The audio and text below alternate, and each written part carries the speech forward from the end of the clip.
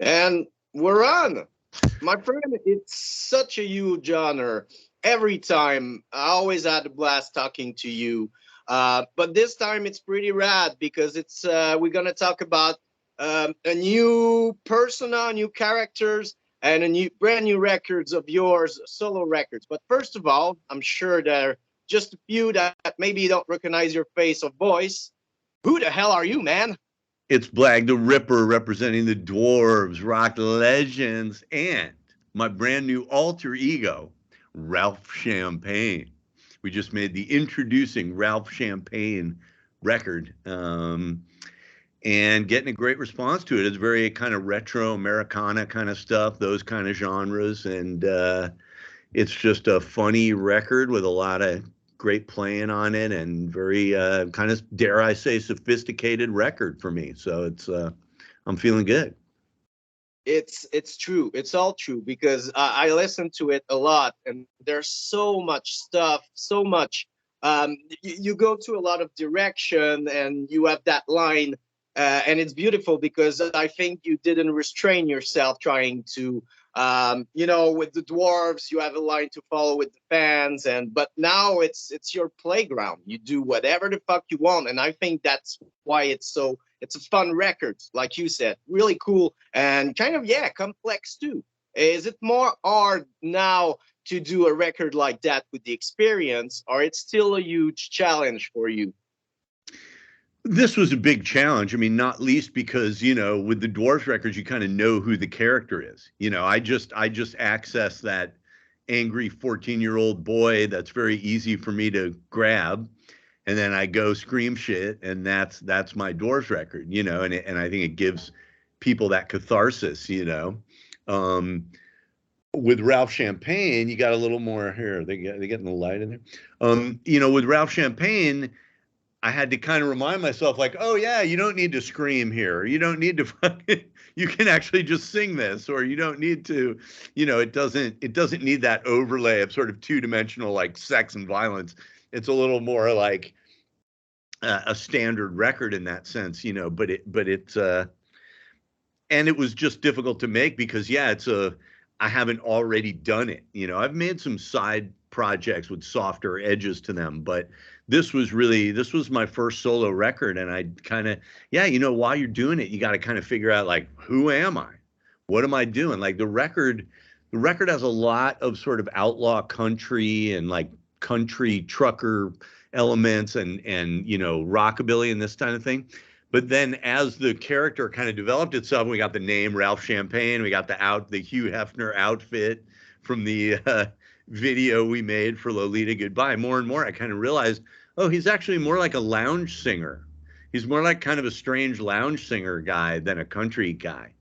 And so, like, different, that's part of what makes it really fun, is that I'm kind of discovering who this guy is, and people are helping me do it. The guys that made the video helped me to figure out who this guy was. They're the friends that designed the outfit, kind of helped me see, oh wait, I see who this guy is. So it was interesting in that way. I wasn't calling all the shots and saying this is what this is. I had to kind of figure out, like, what is this?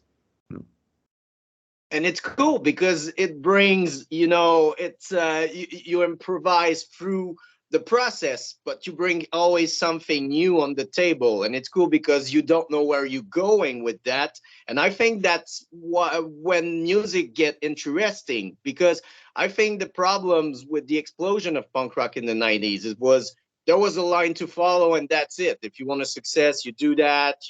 You go with the pop thing. You don't swear. You don't. And now it's so different. People can, like I said, do whatever they want, and it's fun to see artists just not restraining themselves creatively and try to improve something a 90 and just let's see where we're going with that, and it's working. I love the character, with the video.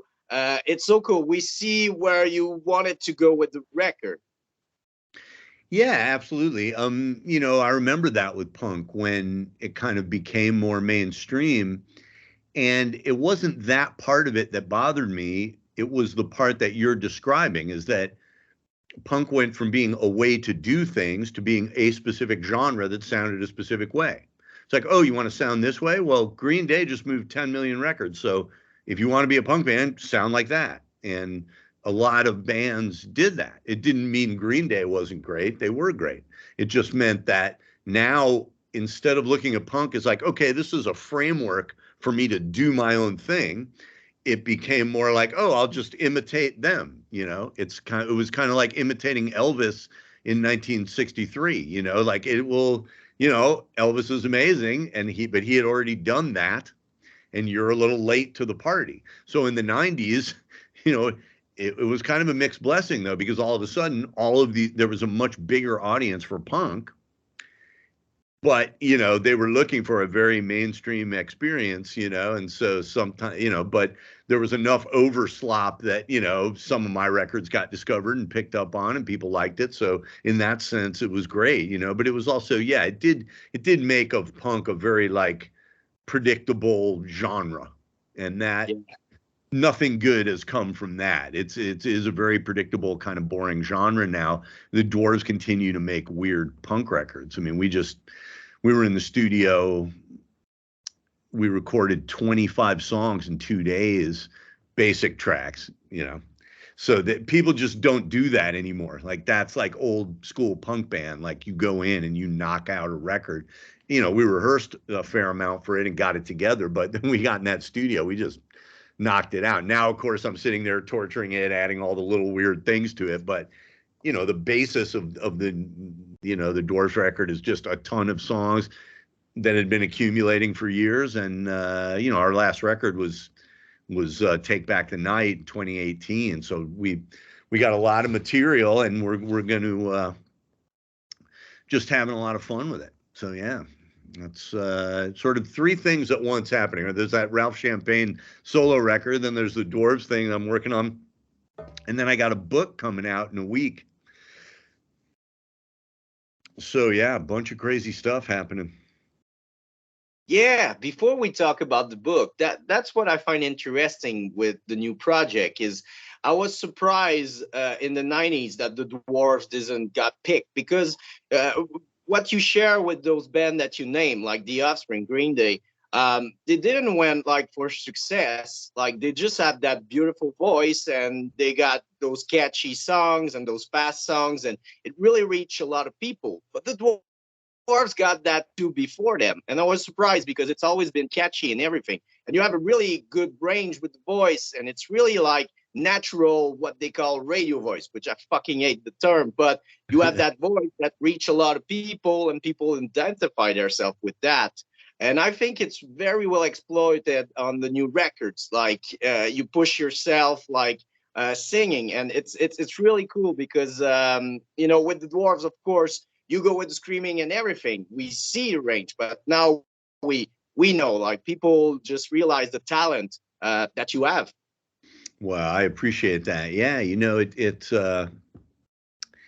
it's been a long process and a long time coming, and I think being hungry, not getting that nod in the 90s that a lot of other people got. I mean, we did somewhat because we got signed to Epitaph and we sort of became slightly more part of mainstream stuff. It sort of made more sense than the whole when we were part of the grunge movement, where we were sort of the token punk band of the grunge thing. Then an actual punk scene came out and was big. And yeah, I was kind of waiting for us to get the nod at that point, and we did a little bit. We went to Epitaph, we made some records, but look, there's gold in the middle of the road, right? People like things that are predictable and easy, and they know what's coming next. And the Dwarves has never been that. We'll always surprise you. We'll always pull something else out. And that will always be kind of non-commercial in that sense. But in my mind, I think of it as very commercial. It's like it's some variety. It's something different. Why do I want to listen to somebody that they imitate Green Day for 17 songs on a record? I never cared about that and never wanted to hear it. I like a Green Day thing because that's them and they actually do it. But it's that thing of just slavishly imitating people that was never really part of punk rock and became much more a part of it. So Hopefully this Yeah, kind of thing will lead people back to the Dwarves. I think people always get back to it. We always seem to have a bunch of young people that come up and go, "Oh shit, this. Nobody told me about this." And it's like, "Yeah, nobody told you about it. Nobody marketed it, nobody advertised it, nobody told you about it, but it's there, you know." it's true because like if you add that success in the 90s, like a lot of those band people get tired. It's the same like the radio playing the same song. So if you got hooked in the radio thing, you get burned. People got tired of hearing your music. It's not because it's bad. It's just it's burned 8 times, 10 times a day. So people, a lot of people heard the name. They knew a lot of fans. They knew it was crazy, but they didn't have the times. But I think when it kind of slowly fade away, a lot of people were looking for those gem in punk rock and oh, the Dwarves. Yeah, I heard them. They got Simon Etta and got to the discography and you gain fans. And I think that people never got tired of the dwarf because you never burn yourself. And I think it's a cool thing. That it would be cool to have like that fucking money after struggling a lot, but I think Yeah. this was a long-term thing and you're still there and the dwarves are going great and it's crazy and you can release your solo record through the process. So Yeah, I it's mean, a win thing for everyone. I think because of the way things went with the Dwarves, that we didn't get enormous. What it did was, it kind of keeps you hungry. I still wanted to make a great record that people were going to recognize as something. And instead of doing it in the punk rock genre, I went and did it in this more Americana genre, but it was not I'm still hungry. I'm still trying to make a great record. It's still important to me. I don't feel like, oh, well, that record we made in 1987 that sold 300,000 copies will always just be my shit and that's it. It's like, no, man, I'm trying to make a great record. I'm always trying to make something great and I don't want it to be mediocre and I don't want it to be predictable, and that's what I'm fighting for and what the Dwarves band has always fought for. And I got a bunch of great guys with me. That's the thing, man. It's like the Dwarves are a bunch of great players and they're all songwriters. And so to have a bunch of guys like that, and even like it's really cool when young people come up. I've told this story, but our drummer Snoopak, we met him because he was 12 years old and he was singing along at punk rock bowling. I brought him up on stage. He started singing, and so now 13, 14 years later, here he is, a drummer in the band. He's got his own group out in Tucson called Get a Grip, a great kind of speed metal band. It's just like that's what this band's always been about. Everybody writes songs, everybody does shit. It's not like with a lot of punk bands, it's like one guy calls all the shots and does everything. And I think people sometimes think that's how the Dwarves is because I do the interviews and whatever, and people think, but it's like all these guys are great players and really interesting guys, and they all have other bands and other things they do. And so it means a Dwarves record. It's not just like, well, here's our best song at the beginning, and here's our second best song, and it just gets worse and worse to the end, like all the other punk bands. It's more like, whoa, here's an interesting record. Here's the song Nick Oliveri wrote. Well, here's the one that Fresh Prince of Darkness wrote. Well, here's something from Josh Freese. He took a minute off from playing Wembley Stadium with the Foo Fighters or write some songs for me and play some drum. So it's like all these different people coming in and doing interesting stuff. And it really very gratifying. But it's not an easy thing to do to surround yourself with good people and talented people. And I think that's a problem of a lot of people. And I think you were bright enough to do that. And it's not an easy task, but when we look at it 30, 40 years later, it's still accurate because of that. You take it seriously, even if the dwarves are fucking funny lyrically, it was a Right. serious thing, but you never took yourself too seriously and the fans love it. And I think that's why the fans are amazing. Like, it's not fucked up, dude, like maybe people think. People that know music, that love music, enjoy the dwarf because of what you just mentioned. There's 4 people writing, 4 incredible musicians, and that's the whole pack. Yeah. And that really has happened a lot to, oh God, I sort of lost my train of thought, but I was going to say, in terms of everybody playing and everybody being an interesting player, that also keeps you hungry. I think just doing the same thing over and over, even when you get rewarded for it, just kind of it's not really rock and roll anymore. It's not really the rock and roll is supposed to be this kind of innovative thing that changes over time and goes with the trends of the moment, but you sort of play around with them. And we started sequencing drums at a certain point and doing that, which was kind of, ooh, that's not what punk bands are supposed to do.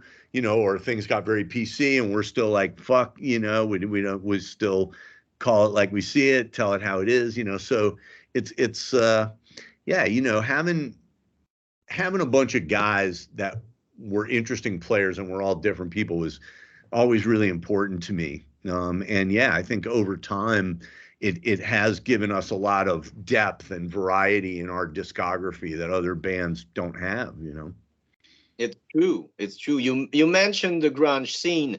You had the chance to play with Nirvana a lot back in the days. The Seattle thing, it's really interesting. I did a lot of interview recently with The Living, who released their first EP records. It was the band that Duff McKagan got before Guns N' Roses. And Hmm. everyone that I did an interview in the scene were right, who agree with me that it was a punk scene, really different from everywhere in the States, but mainly it was punk band that were playing their heart. And when, Nevermind came out and Label got in the deal, it kind of blow everything up and it slowly fade away because it's happening every time. What did you recall about the Seattle thing and how much it influenced you or changed your view of punk rock in a way? I think you got to give the Seattle thing credit for being, one of those old-fashioned rock and roll phenomenons, like a city getting some attention. I mean, in the 80s, right, REM came up, and so Athens got some attention, and people paid attention to different bands that were from that scene. The original punk scene, was like centered around CBGBs. All those bands are completely different. I mean, there's no real through line to the genre of Blondie and the Talking Heads and the Ramones. They're completely different. But it's like it was all kind of, hey, this is what's happening in the city now. And so the Seattle scene kind of gave you this sense of that. It was it was kind of I live in San Francisco. I love New York and LA, but these are like multicultural cities. Rock and roll is largely dead in them. And what's happening is a multicultural dance movement. But in places like Seattle or Denver or some of these more sort of predominantly white towns where people lived in houses and you could play music in the basement, these other kind of scenes came up that was like rock and roll. And Seattle had that. It was a legitimate, like, that's what you did. If you were a white teen or early 20s person living at that time, it was kind of standard to, yeah, we all live in a house and we jam in the basement and we do this. So it was like an organic scene that came up. And I was glad to be a part of it because we didn't have that in San Francisco or LA, where I was living in San Francisco, spending a lot of time in LA trying to break through, play music. In LA, all they cared about was the metal bands on the Sunset Strip. San Francisco, that was all they cared about too, just kind of an off-brand San Francisco version of whatever they're doing in LA. But when you go up to Seattle, it's like, no, we got our scene. So what we're trying to sound like, this is what we're doing. And so, they welcomed us in. We were kind of the token punk band of it. All of those people from those bands had come from punk bands. Like Mudhoney had a band called Mr. Ep and The Calculation. People don't remember that. A lot of these bands, or even a band like bands that went on to be very kind of mainstream rock, Pearl Jam or whatever, that comes from Mother Love Bone, and then Mother Love Bone comes from a punk band, and everything kind of comes from these. Punk was really ground zero of do it yourself, and let's do this, and it was a return to that feeling.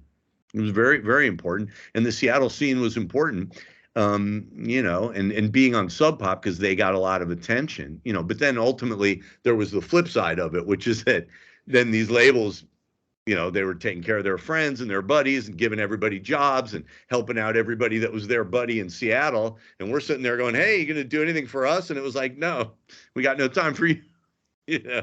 So it was very like, the fans loved us, the labels, the radio, not so much. So And I think it bring to the legend because we always heard things. And when I was a teenager, it was the dwarf were dangerous, man. right, And I yeah. think it all the call behind the band built there, and it kind of fortified the thing, not just the music but the character behind the music. And I think it kind maybe to help you time. Yeah, I think you're right. I mean, there's always it's cool to there's always just that magic point. It's cool that people are kind of afraid of you, but if they're so afraid they don't come to the show, then it's like, oh shit. Or if people kind of hate you but they love you, it's like they still got your record. Okay, great. But if they hate you and they didn't get your fucking record, then it's like, oh, okay. You know what I mean? So it was hard. Like, I think there's a lot of things we could have done that would have been smarter to promote ourselves, but we just never thought in those terms. We were like, fuck it, we're just doing this and whatever. I hope we get rich, I hope things go good, but it would just never happen because people with managers and people who were career driven and were getting in there and doing all that shit, and we were more like, yeah, I got my dick sucked last night and we did some coke, and here's another cool song I wrote, so hey, isn't this great? And it was like, well, no, all the people with managers and career ambitions, are moving past you. So it's a But the mixed thing, bag.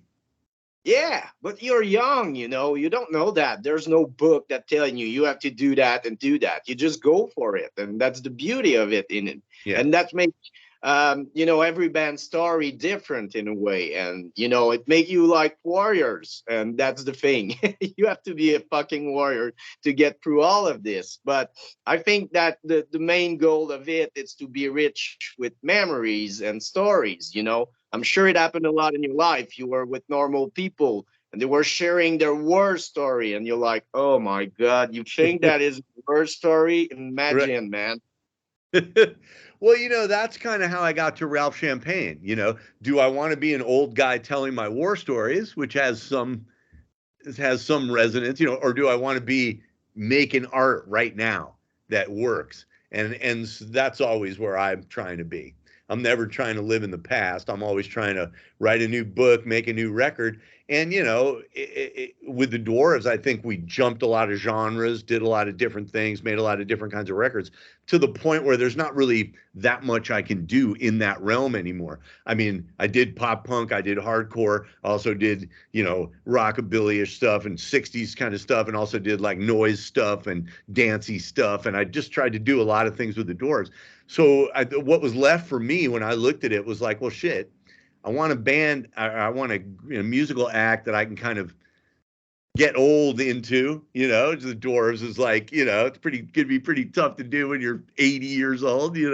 Um, so, it was like, which is only 3 years away from me at this point.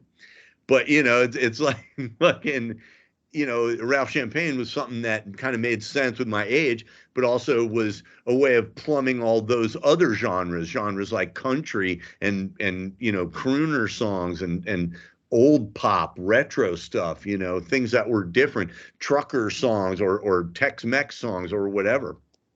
So it was a way of accessing that. It was a way of doing some of the things that the Dwarves just can't do because we have to be hard and heavy at the base.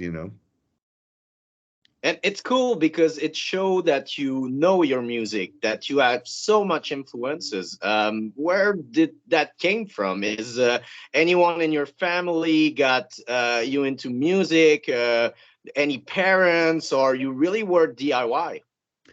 No, there was from my family, it was, my dad collected sheet music. He wound up with like 20,000 sheets.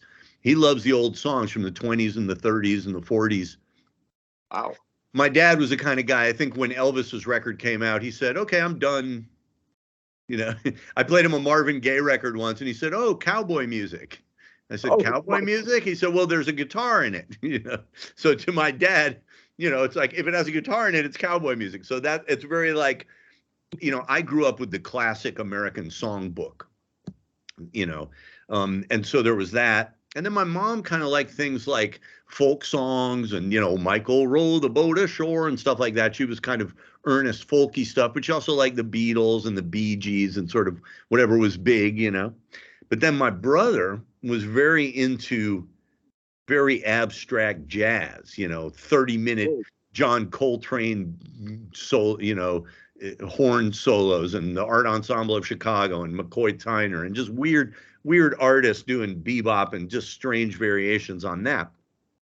But he also loved like Frank Zappa and things like that, So I was very influenced by Frank Zappa, probably my biggest influence as a kid. And so for me though, and I've told this story, it's certainly like I got a lot of musical influences from my family and from around me, and I'm very grateful for that. But the thing that I did was I knew I wanted to play music, and I knew I wasn't talented enough to play any of that kind of music. Nobody wanted to hear me blow a saxophone for 30 minutes. And I knew I wasn't going to be able to like go in and be the lead singer and dancer in the Broadway play, or it was like I just kind of knew what my talent level was. And then I heard the Ramones. Mm-hmm. And that was it.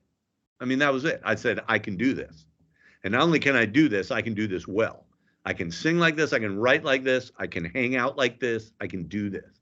So the Ramones there's really no group that's more important to me in that sense. And then to the point where I would never even listen to their music because it's so drilled into me. I don't need to listen to it. It's just with me, And the Ramones are so important to me. And certain bands, like the Cramps and the Dead Boys and the Misfits, were just incredibly important to me because they showed that I could do it too. And then, so that got me rolling. So I really owe everything to punk rock. And it's not that I didn't understand at an intellectual level more sophisticated kinds of music, but punk rock brought it back home to me. So it was something I could do. And so, it'll always be very important to me. And now, and what's interesting is, I started as kind of a 60s garage band, and we couldn't really make that work. When we finally just boiled it down to its essence and you got to Blood, Guts, and Pussy, everything since then has kind of been rebuilding it and adding layers of complexity to that, as opposed to, you know what I mean? So it's like we're very simple at our base, and then there's layers and layers and layers of things added to it. And so the hope is that as you listen to these records over years and decades, they stay interesting because you go, wow, I never even knew they were doing that there, and so yeah, I mean that's sort of how it came up for me. It was, I did have a family that was musical, but in much more conventional terms, and I had to find punk rock, and that was where it went. It's really interesting because you're like the Ramones. We don't find that much of the Ramones in a way, like you said, it's in your DNA, so it's there, but it's not like the.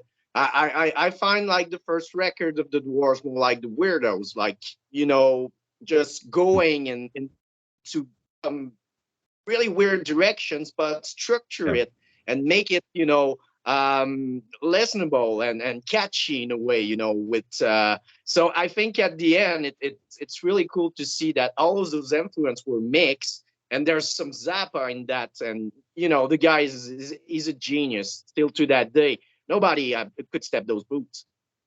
Yeah, that's the thing. And so I had to do some thinking, it's like, I love Zappa.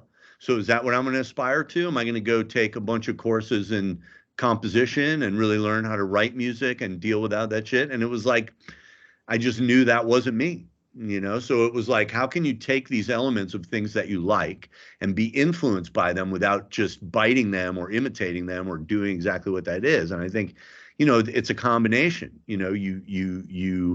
Some of it happens intellectually and some of it happens in your gut. I mean, I don't listen to punk rock music, and honestly, I didn't really listen to it. There was maybe a 5-year period in my life when I listened to a lot of punk records. I mean, I didn't listen to it much before. I didn't listen to it much after, but I continue to make that music. And the answer to why is because I feel it in my gut in a way that I don't feel any other music. And when I say I feel it in my gut, I don't even mean that metaphorically. The feeling of those drums and bass, I actually feel it here. You feel it here. And Other kinds of music I experience here in my ears. And the music I experience in my ears is important. But this music that I feel in my gut, that's what I am and who I am. So people who spend time with me are kind of amazed that I don't listen to music much and I never listen to punk, and they kind of don't understand where it comes from. But again, I don't need to listen to music. I make music and I'm around music. And when I hear music, I still like it. I'm not jaded like I hate this shit, but I just don't listen to it. So So, it's odd, It's hard for me so to explain. there's no artist that can say, I think Blag ripped me off. No, man, you don't listen to music. You never listen to music. It can rip you off. Well, I listened to Original. a lot, so I'm sure I ripped a lot off. I mean, shit, the Misfits especially. I mean, Jesus, we bit those guys so fucking hard. I mean, yeah, there are all kinds of influences and bands that I've bitten. Hopefully I put it together in new and interesting ways. But in terms of me, old me, it wasn't like, oh, I made this Ralph Champagne record because I started listening to all these country records and I got into it. It's like, no, the country records were already there. I knew them. I knew about it. I wanted it. I liked it. And so I went and made this record. Like it's weird, In a way, I feel like I've lost something. In a sense, you're kind of jaded, but in another sense, it's like I don't feel like I need it because I already have it. I already have it. Music's in me. It's just in me, and I love it so much. And I love certain artists so much that they just live with me. They inhabit me. I don't have to really listen to them. When I hear the Ramones, I'm always happy. Just go, yeah, it's fucking Ramones. I love this. But I don't go put it on, I don't need to. But I It's hope cool. nobody gets that It's way not with the my first music. time I hear that. It's No, it's pretty rare, but yeah, there's a couple of artists that were saying I don't listen to music when I write. I don't listen that much music. I don't want to be influenced, but it's cool. Like I'm totally the opposite. I'm always listening to new stuff for the radio show. right. I'm not in the past. I'm always on the new thing, but it's cool. It's cool to see because, like I said, it's really pure and original. Like you said, it's in your blood and it's in your guts, and you just throw it out, and it's really cool. And yeah, maybe you lost something, but I'm sure you gain a lot too. Well, when I was a teenager, I used to get together with my friends and listen to records. That was a thing that you did, right? So it'd be like, hey, man, I got that fucking B-52s record, or hey, man, I got that fucking Millions of Dead Cop record, or whatever it was. And then we go, fuck, we're going to your house. Then we'd go over, smoke a joint, whatever you're doing, sit down, and then we'd play that record. And we would shut up and listen to that record. People don't consume music that way anymore. Most people consume music, little earbuds in their ears by themselves. So immediately, it's not a communal thing anymore. It's a solo thing. So you're sitting and listening to it. And even if you were sitting and listening to it and paying attention to it, that would be fine with me.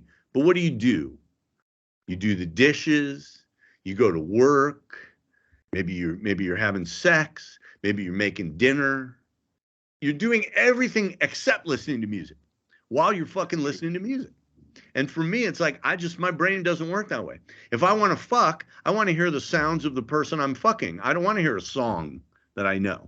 If I'm eating, I want to taste my food and have a conversation with the people around me. I don't want to hear music. When I hear music, I concentrate on music. Everybody else has it in the background, so they listen to it all the fucking time. But music isn't in the background for me. It's in the foreground. And it's a lot of the reason why certain music gets popular that nobody really listens to. Like, Nick Oliveri is one of my oldest friends, one of the inventors of what they now call stoner rock.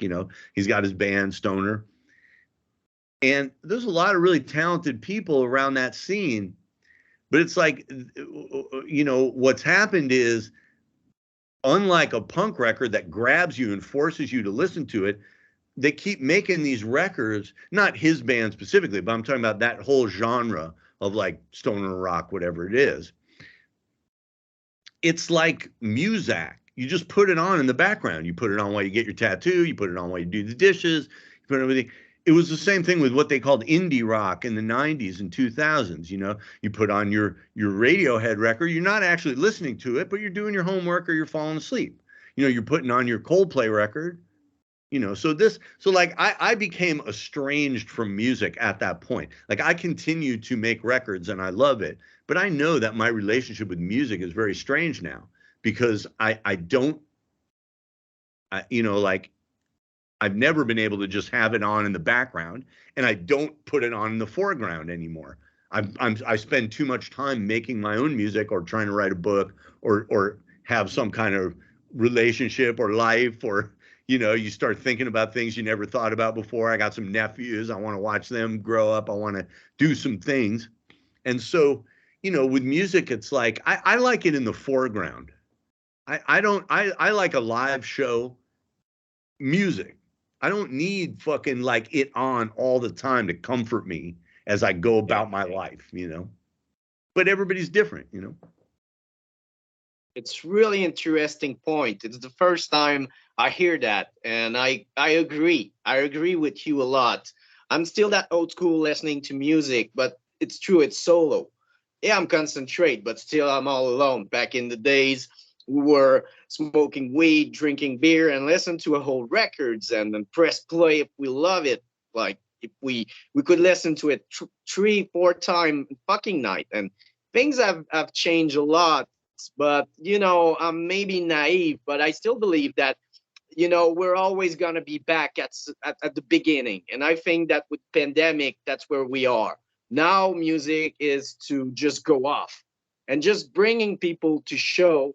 I think it will help the process of getting back to it and showing to a younger generation that it's possible to still do it, because on your iPod, the song that you love, actually there are 11 more songs from that record that you can listen. And oh, you're right. I and didn't know that. I and think that's the also main problem. They just don't fucking know. there's whole genres of music that aren't really to be listened to. I mean, Yeah, we a few months ago toured with Pig Destroyer. To me, Pig Destroyer is one of the great, you know, one of the two or three inventors of grind and that whole way of doing it, and one of the best groups, if not the best group at playing it. I agree. And it's not really music for listening to per se. I mean, I'm not going to judge anybody who listens to it or does whatever, but when you go and see a band like that live, or a band like Trash Talk, or whatever, they really deliver live in a way that's just these amazing thrash shows that everybody's slamming and all this shit, everybody's going crazy. And it reminds me of early punk shows and the way it was, you know, where we would just go off. And so I think there's whole genres of music that are just kind of made to be live and sort of experienced and aren't really even made for your ears per se. There's an ear component, but it's really a gut component. And dance music's very similar to that. I mean, dance music just makes you want to move your ass, and most of what you're hearing is kick drum. You just hear doo, doo, doo, doo, and people go out. They don't really care what the melody is or what the lyrics are or what's going on. It's just moving them, you know. So there's all kinds of ways to do music and all kinds of ways that it's significant. The only thing I didn't want to do was music for you to do the dishes to in the background. And you know, if you buy, you know, as long as you spend your fucking money and you want to listen to dishes, okay, you know, great, okay, go ahead and do it. But for me, it's like the music I wanted to make was music that would grab you and make you want to listen to it. Yeah, and I feel you. And I will never listen to the dwarves doing the dishes of fucking, like, I don't know, like even fucking. When I listen to the dwarves, I listen to it. And the new records also. Blag, you always been generous with me in the radio show, and I appreciate so much. I repeat myself every time it's a fucking new genre. I respect you, and the dwarf have such an history and pack of music, and it's so cool that there's a lot of them mention you, as a huge influence. And like I said, it's not a short time success; it's a long time success, and you must be like, I'm so proud of what you achieve, and I'm sure you're proud. But what's the best way for people to directly encourage you with the new records, buying merch? There's a lot of people got music budget, and like me, got a great job. So man, spend bucks on new Blag project.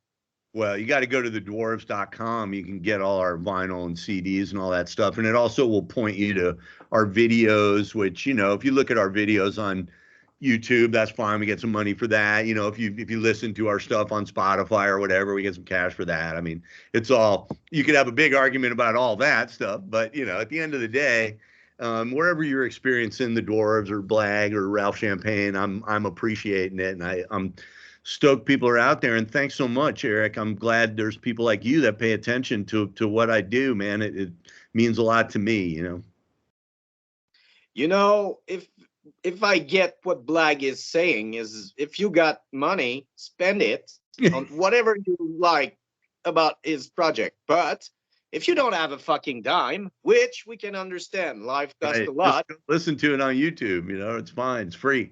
Right. Go for it. learn a song and sing them out loud and share, man. That's the That's best right. you can. Play it with your friends. Go play it with your friends on some speakers. Is there any chance to see you around Quebec, Montreal with that project? I got to give a shout out to my friend Hugo Moody. Such a good guy, and he's always brings the dwarves in for Pooza Fest when he can. He's been a booster of ours for a long time. Love the Pooza Fest. Yeah, there you go. He's got great groups. He sent me some cool shit actually, not too long ago. So keep up with Hugo, and I love going to Quebec. It's just such a neat place. And the last time we were there, they were having all those protests when we were doing a Pooza Fest. There were people filling the streets. I was talking to people. It was a very interesting time over there. You were there, yeah. They were Yeah, fucking riot. They throw bombs to punk rockers that have nothing to do. And we went outside the Lagwagon show, and like they rush to us. My girlfriend was like, my ex-girlfriend back in the day, she was crying, yelling. I was like, this is chaos. This is fucking awesome, man. Best foods I ever. Yeah, so we hope to come back for Pooza in May 2023, and if they do it in May, if they do it a different time, we'll do it then. Hope I hear from those guys soon, and good looking out, Hugo, and good looking out, Eric. I appreciate it. Always love Montreal. It's a great town, and it's got character, man. Keep that character. You know, that's all you can do. Quebec City is more European style. It's the place where you want your kids to grow up, and Montreal is the sex punk city. I see. Yeah, I don't think we ever got to play Quebec City. I'd like to do it sometime. I like to go everywhere. Canada is I've always gotten a lot of love there, and of course we make fun of the Canadians. You can't help it. You know we call them off-brand America and all that kind of stuff. You know you have to keep them in their place, but really people are saying there, help us, save us. That's what we need. Save our country. Something.